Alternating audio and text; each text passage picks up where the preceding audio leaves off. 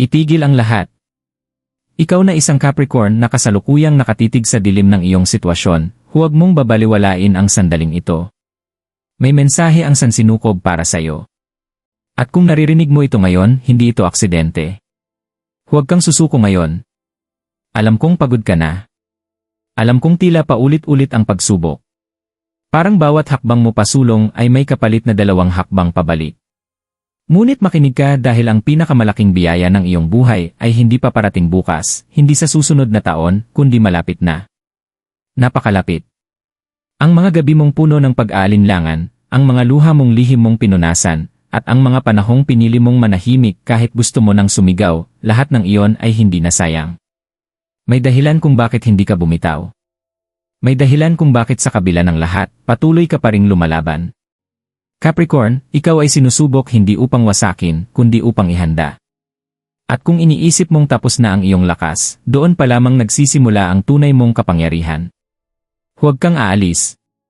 Huwag mong ihihinto ang pakikinig. Sapagkat sa mga susunod na sandali, mabubunyag ang hiwaga kung bakit kinakailangan mong magtiis, at kung bakit ang biyayang nakalaan sa iyo ay higit pa sa iyong inaakala. Maligayang pagdating sa Cosmic Oracle Divine. Ang tahanan ng mga lihim na ibinubulong ng kalawakan, ang daluyan ng sinaunang karunungan, at ang tulay sa pagitan ng iyong kapalaran at ng banal na paggabay ng sansinukob. Dito, hindi tayo umaasa sa pagkakataon. Dito, inuunawa natin ang galaw ng enerhiya, ang lihim na daloy ng tadhana, at ang mga senyales na madalas hindi napapansin ng karaniwang mata. Capricorn, ikaw ay anak ng lupa, matatag, matiisin, at may pusong hindi basta sumusuko. Ngunit sa mga nagdaang panahon, tila pati ang iyong tibay ay hinamon ng pagkakataon. Ang iyong pananahimik ay may bigat. Ang iyong pagtitiis ay may lalim.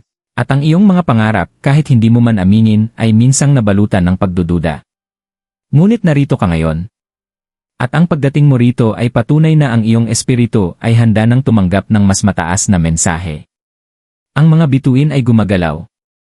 Ang enerhiya ng universo ay nagbabago.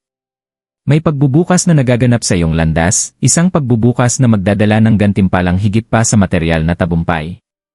Ito ay biyayang espiritual. Ito ay pag-angat ng iyong kapangyarihan. Ito ay pagsilang ng bagong yugto ng iyong buhay. Manatili ka. Sapagkat ang mensaheng ito ay inihanda para sa iyo. At ang susunod mong hakbang ay maaaring maging simula ng pinakamalaking pagbabago na iyong hinihintay. Capricorn, ngayon ay pumasok tayo sa mas malalim na bahagi ng mensahe. Sa likod ng iyong katahimikan ay may unos. Sa likod ng iyong matatag na anyo ay may mga sandaling ikaw ay nanghina. Hindi mo man ito ipinapakita sa iba, alam ng iyong kaluluwa kung gaano kabigat ang iyong pinapasan. Ikaw ang klase ng tao na mas pinipiling magpakatatag kaysa magreklamo. Mas pinipili mong akuin ang responsibilidad kaysa ipasa sa iba. Ngunit bakit tila hindi pa rin sapat ang lahat ng iyong sakripisyo?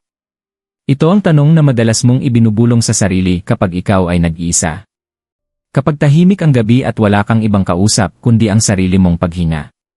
Makinig ka ng mabuti, Capricorn. Ang mga pagsubok na sunod-sunod na dumating sa iyong buhay ay hindi parusa. Ito ay pagsasaayos. Ang universo ay tila isang maestro na inaayos ang tono ng iyong kapalaran. May mga bagay na kinakailangang mawala upang mabigyang daan ang mas malaki. May mga tao na kailangang lumayo upang maihanda ka sa mga taong tunay na kakampi ng iyong misyon. Hindi aksidente na tila ikaw ay pinagkaitan nitong mga nakaraang buwan. Ang enerhiya ng Saturn, ang iyong naghaharing planeta, ay nagtuturo sa iyo ng mas mataas na anyo ng disiplina at pananampalataya. Ang mga hadlang ay parang pader na unti-unting nagpapatibay sa iyong paninindigan. Hindi ito upang hadlangan ka, kundi upang patunayan kung gaano kalalim ang iyong determinasyon. At narito ang hiwaga, kapag ang isang Capricorn ay dumaan sa sukdulang pagsubok at hindi bumitaw, ang gantimpala ay hindi karaniwan. Ito ay monumental. Maaaring ngayon ay nararamdaman mong tila walang gumagalaw. Parang lahat ay nakahinto. Parang ang iyong mga plano ay natutulog. Ngunit sa dimensyong hindi nakikita ng pisikal mong mata, may malakas na paghahanda na nagaganap. Ang mga pinto ay inaayos. Ang mga pagkakataon ay hinuhulma. Ang mga koneksyon ay itinatag sa likod ng tabing ng realidad. Capricorn, ang iyong tiyaga ang naging susi. May paparating na oportunidad na magbibigay sa iyo ng pagbabalik ng iyong tiwala sa sarili. Isang alok, isang mensahe, o isang biglaang pagbabago na magpapaalala sa iyo kung bakit ka nagsimula. At kapag dumating ito, mauunawaan mo kung bakit kinailangan mong maghintay. Subalit may babala rin ang mensaheng ito. Huwag mong hayaang ang pagod ay maging dahilan ng iyong pagbitaw sa mismong sandali na malapit nang bumukas ang pinto. Maraming Capricorn ang sumusuko ilang hakbang bago ang tagumpay dahil sa akalang wala ng pag-asa. Ngunit ikaw na nakikinig ngayon, ay tinatawag na manatiling matatag. Ang iyong lakas ay hindi lamang pisikal o materyal. Ang tunay mong kapangyarihan ay ang kakayahan mong magtiis ng may dignidad. At iyan ang enerhiyang kinikilala ng sansinukob. May isang bagay na matagal mo nang ipinagdarasal. Maaaring ito ay kaugnay ng trabaho, negosyo, o pananalapi. Maaaring ito ay may kinalaman sa pag-ibig, isang taong gusto mong manatili o isang bagong simula na hinihiling mo. Ano man iyon, ang daloy ng enerhiya ay nagsasabing ang pag-ikot ng kapalaran ay pabor sa iyo. Ngunit kailangan mong maging handa. Handa sa pagbabago. Handa sa pag-angat. Handa sa pagtanggap ng biyayang higit sa iyong inaasahan. Dahil minsan, Capricorn, ang tunay na hamon ay hindi kung paano magtiis, kundi kung paano tanggapin ang kasaganaan kapag ito ay dumating. Marahil nasanay ka na sa pakikipaglaban. Marahil mas komportable ka sa pag-akyat sa bundok kaysa sa pagtanggap ng gantimpala sa tuktok nito. Ngunit ngayon, ang universo ay nagsasabing panahon na upang tikman ang bunga ng iyong sakripisyo. May enerhiyang paparating na magbibigay linaw sa iyong landas. Isang katotohanan ang mabubunyad. Isang lihim ang mahahayag. At sa sandaling iyon, mawawala ang mga pagdududa na bumabalot sa iyong isipan. Capricorn, ikaw ay hindi nilikha upang manatili sa anino. Ikaw ay isinilang upang magtayo ng mga pundasyong magtatagal. At ang pundasyong iyon ay malapit ng magbunga ng tagumpay na hindi lamang para sa iyo, kundi para sa mga taong umaasa sa iyong lakas. Kung nararamdaman mong tila ikaw lamang ang palaging nagbibigay, tandaan mo ito, ang sansinukob ay hindi nakakalimot. Ang enerhiyang inilabas mo ay babalik ng mas makapangyarihan. Ngunit narito ang huling paalala sa bahaging ito ng mensahe. Huwag mong hayaang ang takot ang magdikta ng iyong susunod na hakbang. May pagkakataong kakailanganin mong magdesisyon ng mabilis. Huwag kang matakot kung ito ay tila biglaan. Minsan, ang pinakamalalaking biyaya ay dumarating ng hindi naka-schedule. At kapag dumating ito, kilalanin mo ang senyales. Ang iyong puso ay kikilos ng may kakaibang kapanatagan.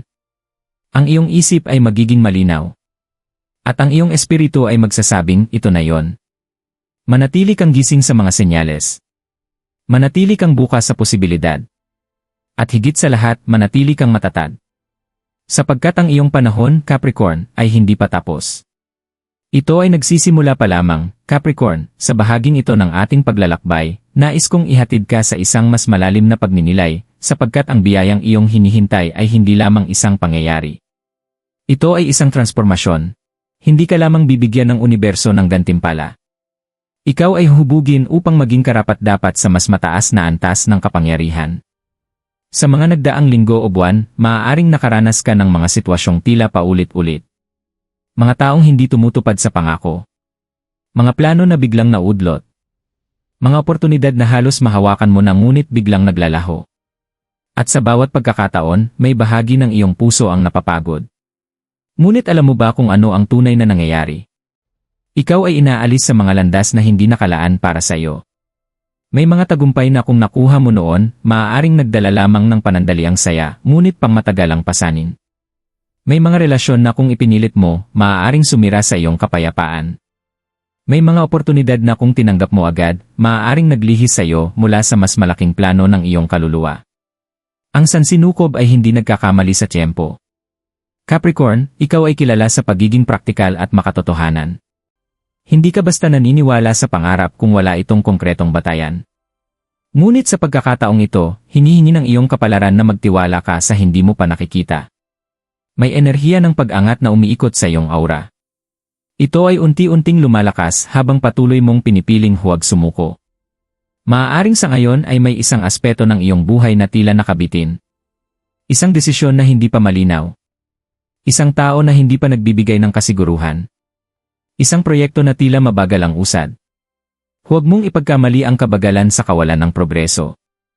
Ang mga ugat ng pinakamalalaking puno ay hindi agad nakikita sa ibabaw ng lupa. Tahimik silang lumalalim, naghahanda, at nagpapatibay bago sumibol ang mga sanga. Ganoon din ang iyong sitwasyon ngayon. Ikaw ay pinatatatag sa ilalim ng ibabaw. At kapag dumating ang sandali ng pagsibol, ang iyong pag-angat ay magiging mabilis at hindi mapipigilan. Ngunit may isang mahalagang bagay na dapat mong bitawan. At ito ay ang labis na pagkontrol. Capricorn, sanay kang ikaw ang may hawak ng manibela.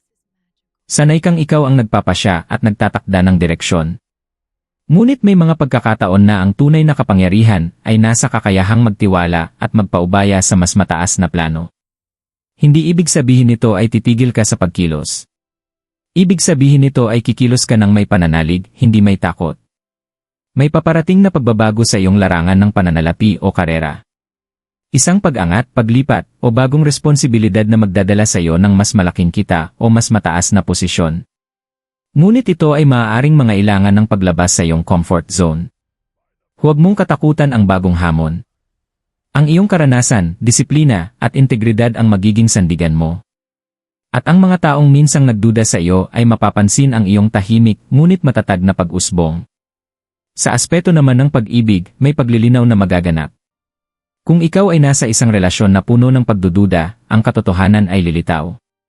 Hindi upang sirain ka, kundi upang palayain ka. At kung ikaw ay nag-iisa, may posibilidad ng pagdating ng isang taong may dalang seryosong intensyon, hindi laro, hindi pansamantala, kundi pangmatagalan. Ngunit tandaan mo ito. Ang pag-ibig na nakalaan para sa iyo ay hindi kailanman magpaparamdam na ikaw ay kulang. Ikaw ay sapat. Ang iyong halaga ay hindi nasusukat sa opinyon ng iba.